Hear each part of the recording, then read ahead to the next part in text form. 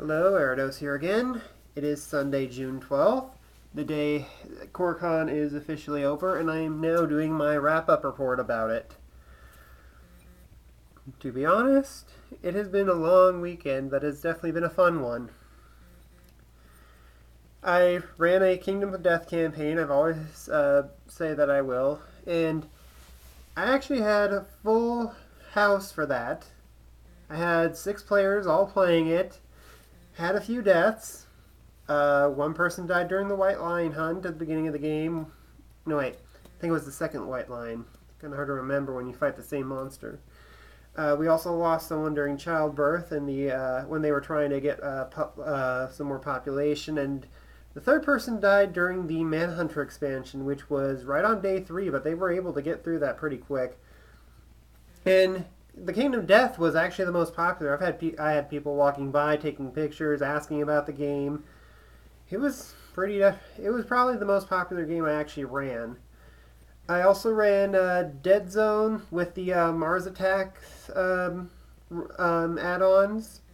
I only asked for 6. I had like 7 people show up for that. They were playing the zombie campaign. Basically, there were so many people, I had to just control the zombies for the whole thing. And that was definitely interesting. They just barely managed to complete their goal of getting the samples to the extraction zone in that one. Excuse me. Tenokure, I was a little worried with Tenokure, but I at least had 2 people show up for that. Then the games on Saturday, which was Lost Worlds, I had no one show up at all. That was disappointing, despite the fact I tried to set it up as best I could to bring people in. And Grimaria, I basically had one person show up about an hour after I started. Played that, and then we played his game, which was Boss Monster, which was actually kind of interesting. I mean, I have a copy of Boss Monster, but I haven't had a chance to play it up until now. Oh, I haven't played my copy. I haven't played the game up until now, and it was definitely interesting. My Sunday game, I wasn't expecting anyone to show up, especially considering you can't get table times for Sundays, so there was that. Anyway, I didn't really attend panels. I had to miss the wedding due to one of my games.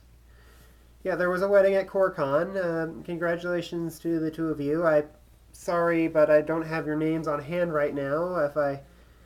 I'm trying to do this as quickly as possible. I didn't have enough time to do a complete setup. Anyway, I was mostly in the e-gaming room and the anime room and the gaming room and the dealer room. E-gaming room, I tried a few of the challenges they had. One of the challenges was to defeat Elvis and Godhand, and I really could not do that. Hang on a second, I just need to get something here. And the other challenge I tried was to defeat level 25 in Zombies Ate My Neighbors, which I was able to do.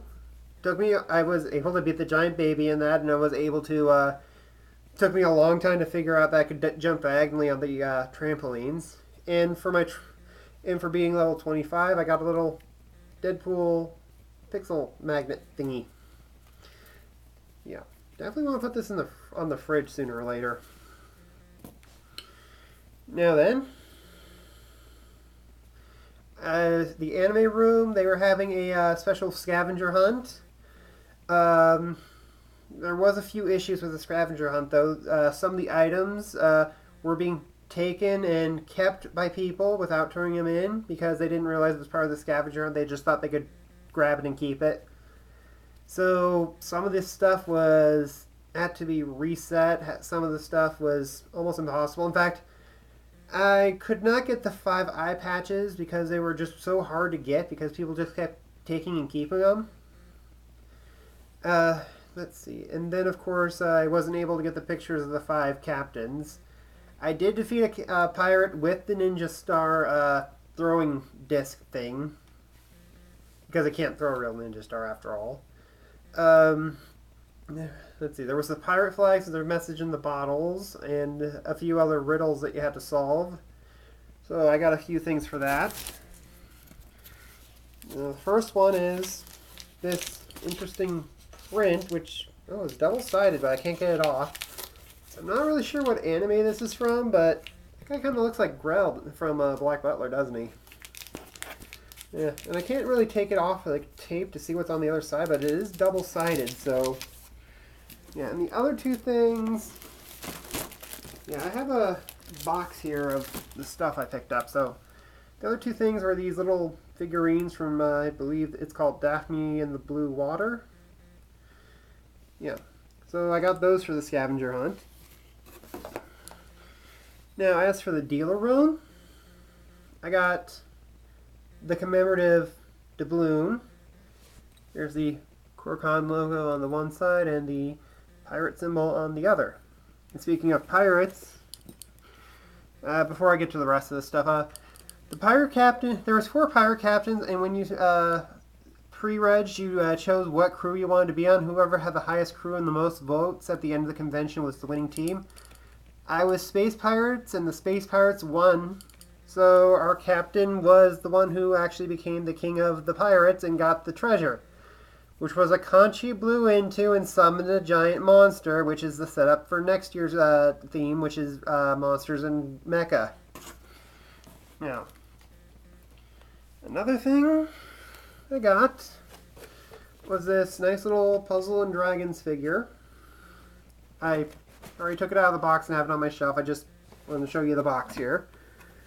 And Angry Fox, they're a dealer I know of quite a bit. I buy most of their Kamen Rider stuff. I was planning to buy a few of their bags of random stuff, but since I'm the only one who buys it at CoreCon, the person just decided to just give me a random box of Kamen Rider stuff.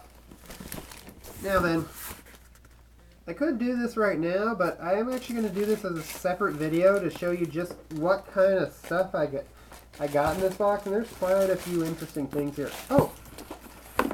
This isn't Kamen Rider stuff. Looks like I missed 2 items. Okay.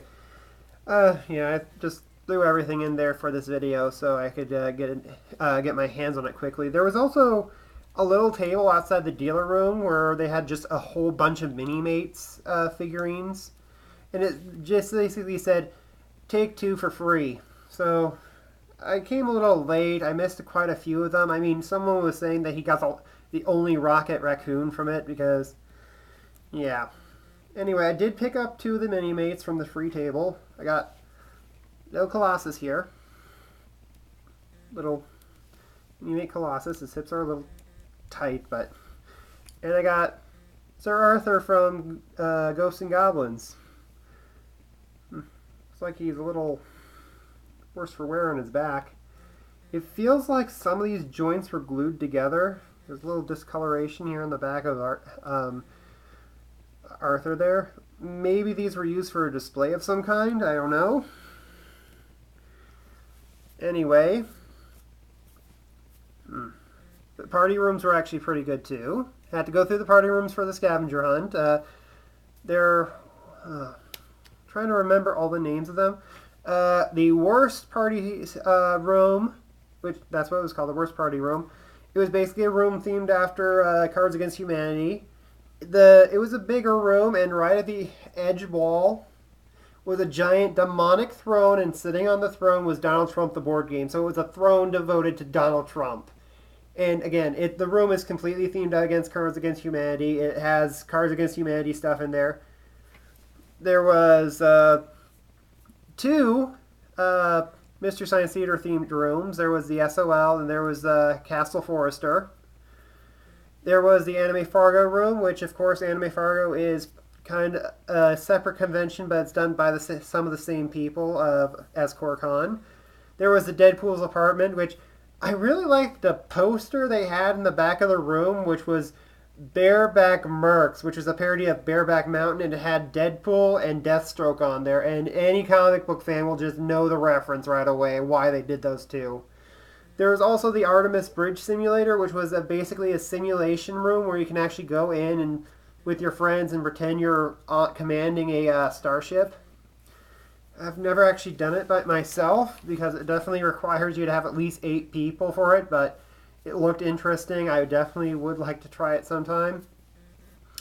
There's Teen Terrors, I believe that's what it's called. It's a Five Nights at Freddy's themed room.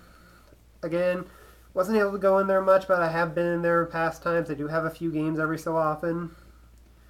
There was also Neverland, which I only was able to go into once. It was closed on Saturday. I wasn't able to go in. Again, wasn't able to look completely at a lot of these a lot of these rooms.